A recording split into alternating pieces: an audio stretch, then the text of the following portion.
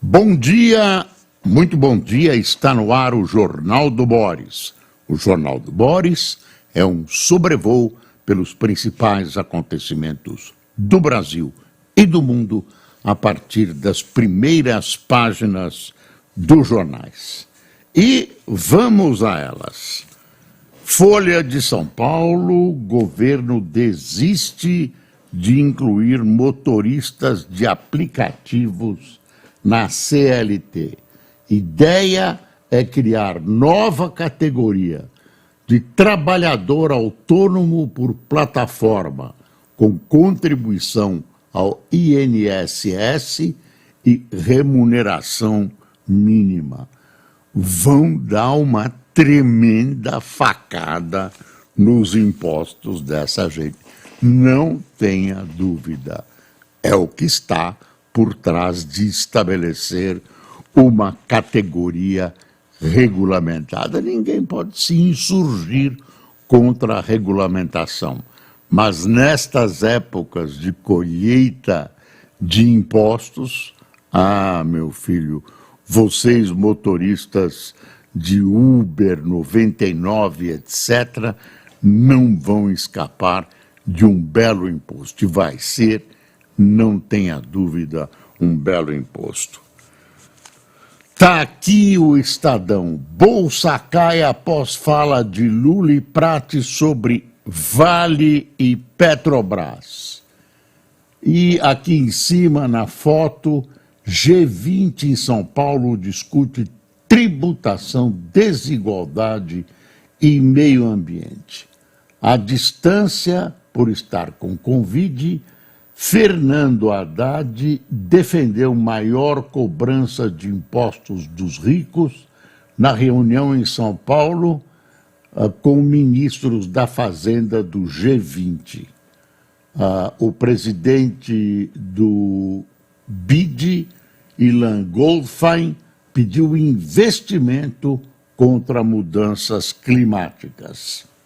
Olha, vamos ver se sai alguma coisa. Você não fica na teoria dessas discussões, a gente vai lembrando, acontecem, conversam, todo mundo promete pôr um dinheirinho, chega na hora, ninguém põe, ou poucos põem. Agora o Haddad, em nome do governo brasileiro, está fazendo uma proposta de criação de uma espécie de um imposto mundial que atinge os ricos. E o ministro da Fazenda da Noruega propôs que isso fosse fincado em empresas que se utilizam de recursos naturais. É uma coisa a ser discutida, tem lógica, mas é para arrecadar mais. E quando o dinheiro sai de empresas, né, que são taxadas, que são submetidas a impostos e vão para o governo, meu filho, minha filha, as coisas não são boas. O governo é uma caixa daqueles mágicos que fazem desaparecer objetos. E o objeto da preferência dos mágicos do governo é uma grana que a gente vê aumentar cada vez mais, né, em termos de imposto, e não vê os resultados. As máquinas vão se inflando, vão se inchando, os deputados recebem parcelas do que há no orçamento, não há nenhuma ordenação nos investimentos que eles patrocinam nas suas áreas, não há nenhuma ordenação, né?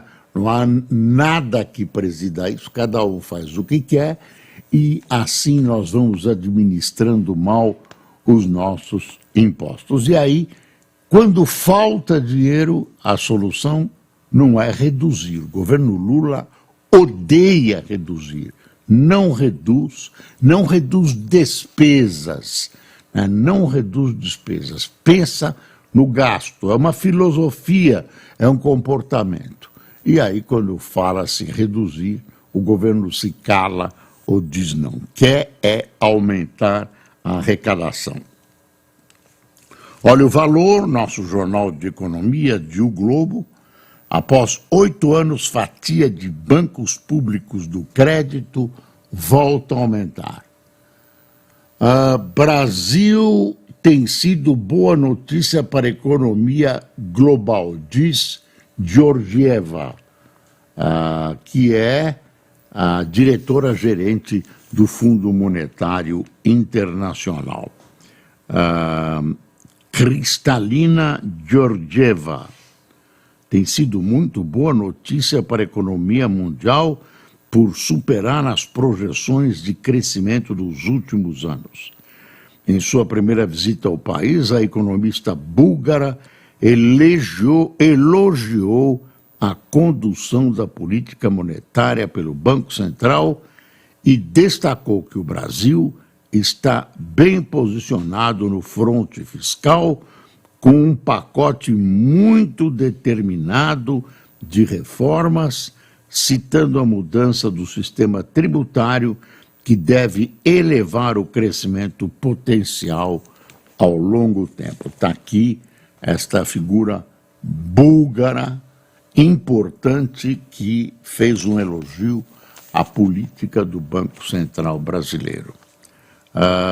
Governo tem superávit de 79 bilhões e 3 milhões. Isso é interessante, né? Sobe a arrecadação, não é que o governo está fazendo economia, quer ver?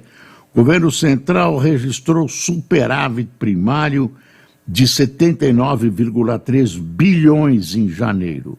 Com isso, no acumulado em 12 meses, o déficit ficou em 235 bilhões, equivalente a 2,1% do produto interno bruto. A meta de resultado primário para este ano é 0. Apesar da alta nas receitas em janeiro, especialistas alertam para a subida das despesas, que cresceram 6,8% em termos reais. Você vê que o governo não faz o menor esforço para gastar menos. Quer arrecadar. É filosofia, né? Vamos gastar, isso não é gasto, é investimento, o país vai crescer. As experiências anteriores foram amargas. Deixa eu ver aqui. Tem uma matéria aqui no Estadão. PCC usa criptomoedas, fintechs e até igrejas para lavar dinheiro. Facção criminosa diversificou formas de lavar dinheiro à medida que avançou no tráfico internacional de drogas. Uso de criptomoedas, fintechs e igrejas substituiu táticas antigas para esconder o dinheiro sujo, como compra de casas para abrigar cofres, e maior sofisticação dificulta o trabalho das investigações. A investigação de um grupo, né, de uma quadrilha, né, uma quadrilha ampliada como do PCC, uma facção criminosa, é aparentemente simples, é só seguir o dinheiro. Pois é, está ficando difícil seguir o dinheiro. Tem um editorial do Estadão que se baseia naquela expressão do Lula de que eu não falei a palavra holocausto. Ele realmente não usou a palavra holocausto, só usou a definição de holocausto sem dizer a palavra holocausto, e ele aparece em público numa entrevista na Rede TV dizendo que ele não falou, não quis ofender ninguém, nem os judeus, nem a ninguém, e isso é uma suposição. Ou que ele ignora o que é holocausto, que o que ele falou é exatamente holocausto, sem usar o nome do holocausto, E ele subestima a nossa burrice, Quer ver o editorial do Estado? Ao dizer que não usou a palavra holocausto para criticar a ofensiva de Israel contra o Hamas, Lula debocha da inteligência alheia e rebaixa ainda mais a sua condição de chefe de Estado. Aí é um editorial grande, evidentemente, nós não vamos ler tudo. Em vez de pedir desculpas por tamanho ultraje, Lula, o irredutível, partiu para a nova ofensa, desta vez também a inteligência alheia. Durante entrevista ao programa da Rede TV na terça-feira, Lula não só afirmou que diria a mesma coisa caso pudesse voltar no tempo, como teve a desfaçatez de alegar que jamais empregou a palavra holocausto para criticar a campanha militar israelense na faixa de Gaza. Holocausto, diz ele, foi uma interpretação do primeiro-ministro de Israel. Não foi minha, disse o petista. Durma-se com esse barulho. Eu acho que é interessante, é normal que um ser humano tente se defender de um erro, de uma pressão, de críticas que ele está recebendo. Mas precisa ter um mínimo de coerência, né? Vai enganar quem? Vai enganar tem rabo de cachorro, tem pata de cachorro, pelo de cachorro, DNA de cachorro, e ele vai dizer que é um crocodilo. Não dá para acreditar, não dá para acreditar. E aí o segundo editorial do Estadão fala da questão da segurança pública. Dá uma espiada, é preciso racionalizar o sistema policial. Fórum de Segurança Pública evidencia defasagem nos quadros e salários das polícias, mas melhorias na gestão e alocação de recursos seriam mais relevantes que um aumento quantitativo. Enquanto isso, os fugitivos de Mossoró, aqueles dois, que não eram tão limpos, eram bandidaços, mas não eram da cúpula de PCC, de Comando Vermelho e tal, continuam foragidos. Agora, cada vez eles são vistos no lugar, prende alguém que deu guarida a eles, tá, assim, tem mais de 500 homens, helicópteros, bombas nucleares, detetores de calor. Bombas nucleares é brincadeira, de repente levam a sério. Quer dizer, procurando esses dois senhores, dois bandidos bárbaros que estão dando um verdadeiro drible na polícia brasileira, na Força Nacional, polícia de um estado. Dizem que eles já entraram no Rio Grande do Norte. Proposta que veta militares da ativa na política projeta embate no Congresso. Resistência no Senado à PEC negociada com comandantes pelo ministro da Defesa, José Múcio, preocupa o Planalto. General Hamilton defende enterrar o texto. Olha, já que o governo levantou esse tema, realmente uma comunidade armada, se quiser ter candidato, um general, um coronel, um cabo, quem quiser, essa pessoa tem que se afastar da entidade, do exército, da corporação. Eu acho que esse seria o correto. Uma diferença de você ter um funcionário de um serviço de Estado uniformizado, por exemplo, ele teria direito de estar na Câmara e no Senado legislando. Acho que ele pode ter direito, desde que abdique das suas funções de homem armado, numa entidade de Estado armada que a gente sabe que tem um potencial político muitas vezes intervencionista. Vide a história do Brasil.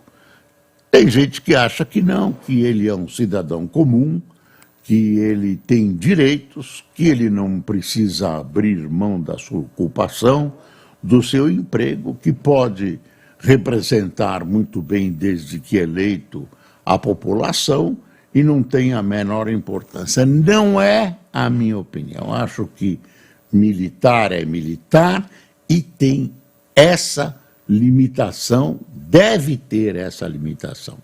É de uma comunidade armada, é um funcionário de Estado de uma comunidade armada. Eu insisto que pode ser candidato, mas como cidadão comum. Saia da sua corporação. Agora não querem mexer porque os militares estão aí com um olhar estranho para o governo. Não é que vão fazer golpe, nada. Estão descontentes com o governo Lula. Tem uma história aqui que, se não fosse trágica, era uma piada. O assassino de Chico Mendes, lembra, o Chico Mendes foi assassinado, chama-se, deixa eu ver o nome do rapaz aqui, esse rapaz, Darcy Alves Pereira, matou, ele e o irmão dele mataram Chico Mendes, pegaram uma cana e tal. Eles dois, ele era o presidente do PL numa cidade do Pará. Aí o Valdemar Costa Neto mandou afastar Darcy Alves Pereira da presidência do diretório. A cidade chama-se Medicilândia, no interior do Pará. E assim será, ele será afastado. Mas como é que chega, né? Será que ninguém tem memória? Será que somos amebas? Ninguém lembra? Ou gostaram, né? Apoiaram? Eu não sei, mas é estranho. Não, pode ser que ele tenha o direito, pode ser que ele tenha cumprido a pena dele, esteja vacinado, enfim, com todos os documentos legalizados, mas moralmente, eticamente é inaceitável. É inaceitável um assassinato por razões políticas contra Chico Mendes, e agora o cara vai para um diretório do PL. Bom, o PL tomou, não podia ser de outra maneira, tomou a decisão de botar esse cara para fora. TSE modula a regra para a eleição de 2024. Inteligência artificial, deepfakes e lives no foco. Você vê, vai avançando o desenvolvimento da tecnologia, e agora o temor é de uma utilização criminosa da inteligência artificial. Vai acontecer, vai acontecer. Vai ser difícil de pegar, porque esse pessoal vai se instalar no exterior. Não é fácil de pegar. E quando pega, quando o sujeito põe no ar, na hora que o TSE determina, ou o TRE determina que se retire, já multiplicou. Isso multiplica, feito mosquito da dengue, e as pessoas que são vitimadas por um tipo de acusação, por exemplo, ou por uma outra pessoa que é desenhada, que é falsificada pela inteligência artificial, se manifesta, né, falsamente, a pessoa já está estrepada, já levou, vai tentar desmentir, e o desmentido nunca atinge a força da acusação. Mas eu estou vendo que o TSE tenta fazer o que pode. Quem usa inteligência artificial vai ter que se denunciar, né? Vai ter que se identificar, enfim, várias coisas. Mexeram com porte de arma, continua sendo proibido o porte de arma em sessões eleitorais.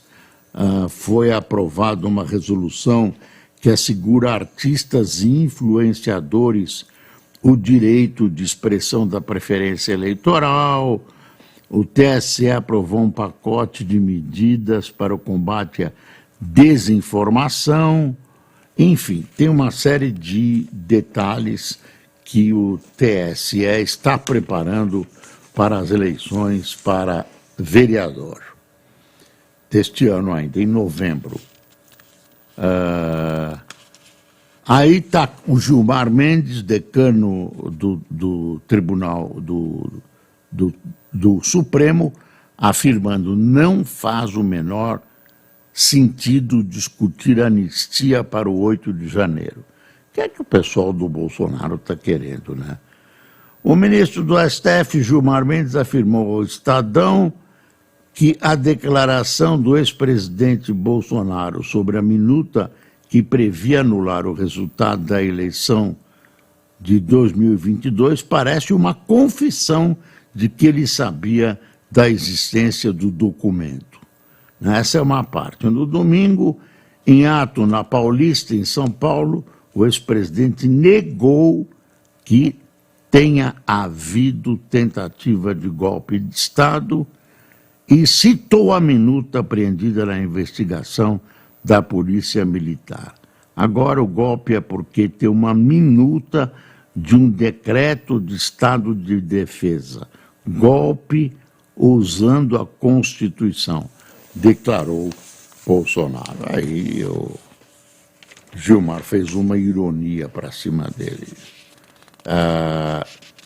E acha que quando ele falou da existência do documento e procurou dar uma interpretação pessoal a esse documento, ele faz uma confissão de golpe. Também eu não sei se é bem assim.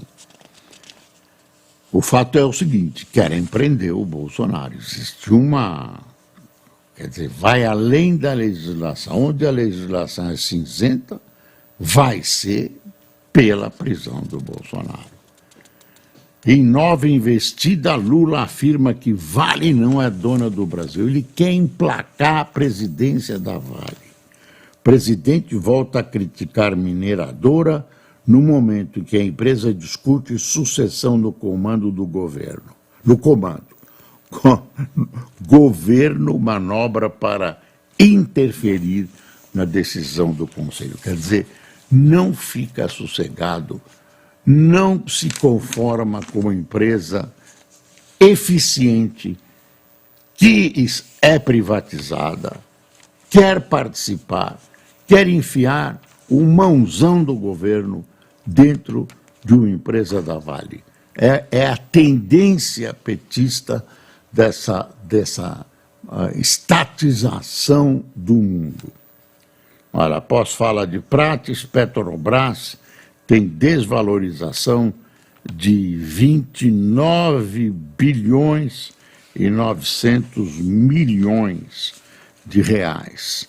Em entrevista, o presidente da estatal indicou uma possível redução de dividendos e as ações da empresa caíram 6%. Reduz dividendo, supostamente para poder agir, para poder investir em busca de petróleo, enfim, todo uma parafernália de investimento. Já esqueceram como o último governo Lula usou a Petrobras. Era uma limpada na Petrobras e agora está toda hora vindo alguém do STF para tentar passar um pano nessas histórias. Em visita à Guiana ameaçada por Maduro, Lula volta a criticar Israel. No momento que tenta conter crise diplomática entre dois vizinhos, o presidente brasileiro volta a criticar operações militares israelenses contra palestinos em Gaza. presidente Luiz Inácio Lula da Silva desembarcou ontem na Guiana para participar da cúpula do Mercado Comum da Comunidade do Caribe. Lula foi recebido pelo presidente guianense, me disseram, eu vi, que guianense, você pode usar a expressão que você quiser, que ambas estão corretas. O nome do presidente é Irfan Ali, que enfrenta ameaças de guerra da vizinha Venezuela e voltou a chamar as operações de Israel da faixa de Gaza de genocídio. Tem uma tremenda tensão na área. A Venezuela prometeu, não vamos tratar isso pacificamente, mas tem tropas concentradas. Essequibo essa região de Essequibo é de norte a sul, é um rio, Essequibo. Divide 2/3, que a Venezuela reclama, e 1/3 ficaria para a antiga Guiana inglesa. O ex-presidente Jânio Quadros contou a mim, pessoalmente, que ele queria invadir as Guianas mesmo. Chegou a propor um plano para as Forças Armadas, porque Jânio considerava que as Guianas deveriam pertencer ao Brasil. E arrumar uma treta imensa com a Holanda, com a Inglaterra e com a França. Não sei o que o Jânio queria, mas ele defendeu e fê-lo com violência, com veemência, essa conquista, para ele, reconquista das Guianas. Agora que um dos países mais pobres do mundo, a Guiana Inglesa, está ficando rica com o petróleo, as coisas mudaram, a ditadura da Venezuela põe o olhão grande sobre território que já está explorando petróleo, já estão os americanos lá, os chineses, não vai ser fácil. Trump admite ter que vender o patrimônio para pagar a multa que lhe foi imposta.